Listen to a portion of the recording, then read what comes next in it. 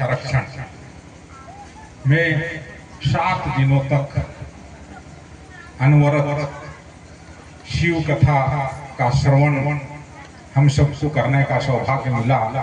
और ऐसा सौभाग्य जिन महामानवों के कारण मिला, ऐसे श्री व्यास जी महाराज, श्री देवकीनंदन जी महाराज, संपूर्ण ग्रामवासी की ओर से, क्षेत्रवासी की ओर से आपका बहुत बहुत आभार, आपका बहुत बहुत अभिनंदन।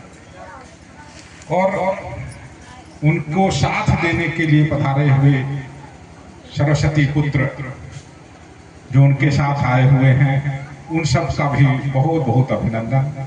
और 7 दिनों तक जो संगीत में संगत दिए, उनका बहुत बहुत आभार। और हमारे एकल अभियान के जो व्यास कथाकार हैं, जो हमारे कुनकुरी अंचल जशपुर जिला में अनवरत रूप से इस कार्य को करते रहते हैं, उन लोगों ने भी 7 दिन तक अनवरत रूप से यहाँ सीमित संसाधनों में अच्छा से अच्छा अपना यह कथा हो, उसके लिए प्रयास करते रहे। उनका भी बहुत बहुत आभार और बहुत बहुत अभिनंदन। और इस कथा को श्रावण के महीना में यहाँ करना है, ऐसा सोच जिन लोगों के मन में आया सर्वप्रथम, ऐसे पूरे टीम जो जयकारी, देवबोरा, मयाली, इसके आसपास के गांवों की है, और जिसका प्रतिनिधित्व कुछ लोगों ने किया, करनेल सिंह, राधे श्याम सिंह, चंद्रकिशोर जी, ऐसे बहुत लोग, यहाँ के सरपंच, जयकारी के सरपंच मंजू भगत, इन लोगों का भी बहुत बहुत आभार। और उनका इस सोच को मैं प्रणाम करता हूँ कि जिन्होंने ऐसा एक दिव्य सोच प्रारंभ किया कि इस स्थान पे सावन के पवित्र महीना में वनवासी समाज के लोगों को शिव की कथा का श्रवण करने का अवसर मिला। उन सब का भी मैं अभिनंदन करता हूँ, आभार व्यक्त करता हूँ। और इस कथा से एक नई ऊर्जा और नई प्रेरणा आप सब लोगों को मिली है। यही वो स्थान है जहां पर एक बड़ा कथा भी हुआ था, और उस कथा और इस कथा में क्या अंतर है, ये भी हम सब लोगों के ध्यान में आया होगा।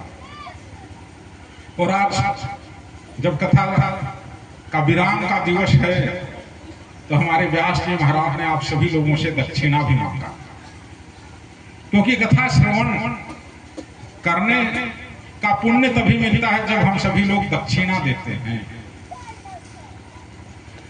और ये एक ऐसा दिव्य दक्षिणा, कभी आप लोग कल्पना भी किए होंगे, दक्षिणा का अर्थ होता था कि भाई कुछ न कुछ रुपया, पैसा, धान, चावल, ऐसा कुछ देना ही दक्षिणा है। लेकिन इन सब को छोड़ करके उन्होंने जो दक्षिणा मांगा, वो दक्षिणा इस देश के लिए आवश्यक है, इस समाज के लिए आवश्यक है, इस राष्ट्र के लिए आवश्यक है, ये भारतवर्ष के लिए आवश्यक है।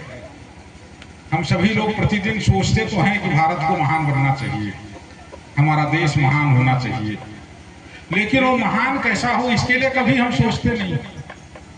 हम सभी लोग सोचते तो हैं कि इस देश में चंद्रशेखर आजाद पैदा होना चाहिए, इस देश में भगत सिंह पैदा होना चाहिए, लेकिन मेरे घर में नहीं होना चाहिए, पड़ोस में होना चाहिए, ऐसा हम सब लोगों की भावना रखते हैं। तो आज व्यास जी महाराज ने हम सब लोगों को बड़े सीधे साधे अर्थ में, बड़े सीधे साधा भाषा में 5 तरह का दक्षिणा मांगा, और हम आप सभी लोगों ने अपना हाथ उठाकर उसे देने के लिए भी कहा। आप लोगों को एक बार पुनः स्मरण हो जाए, इसीलिए मैं याद करवा रहा हूं कि आप लोगों ने जो दक्षिणा देने का संकल्प किया है, इस पंडाल से बाहर जाने के बाद उसे भूल न जाए, इसीलिए पुनः स्मरण कराने के लिए एक बार बताता हूं। पहला दक्षिणा का जो संकल्प आप लोगों ने लिया, वो क्या लिया? कुटुंब प्रबोधन, अपने परिवार में मिलजुल कर रहेंगे, परिवार के सभी सदस्य एक साथ भोजन करेंगे, एक साथ भजन करेंगे, एक साथ भ्रमण करने के लिए जाएंगे, और अपनी वेशभूषा भी भारतीय वेशभूषा होगी, ऐसा एक संकल्प आप लोगों ने लिया। और इसका सबसे अच्छा प्रयोग जो हो सकता है, मुझे लगता है, और हम लोग करते हैं, वो ये है कि एक साथ भजन का अर्थ है कि हम एक साथ बैठ करके बड़ा आसान हनुमान चालीसा पूरे परिवार के लोग पढ़ सकते हैं क्या? प्रतिदिन एक निश्चित समय में शाम को जब सबको फुर्सत हो जाए पूरा परिवार के लोग एक साथ बैठे और हनुमान चालीसा का पाठ करना, तो उसी से बाकी सब चीज हो जाएगा, भजन भोजन भूषा सब ठीक हो जाएगा और हमारा कुटुंब एक रहने लगेगा। जो कुटुंब टूटने का स्थिति आया, भारत के परिवार को तोड़ने का जो षड्यंत्र चल रहा है, वो षड्यंत्र आपे आप बंद हो जाएगा। दूसरा, सामाजिक समरसता की बात उन्होंने कही थी। भगवान राम सबरी का मीठा बेर खाने के लिए वहां जाते हैं, अहिल्या का उद्धार करने के लिए जाते हैं, निषाद राज के यहाँ जाकर के रहते हैं। तो हम आपस में जातियों ने क्यों बंटना?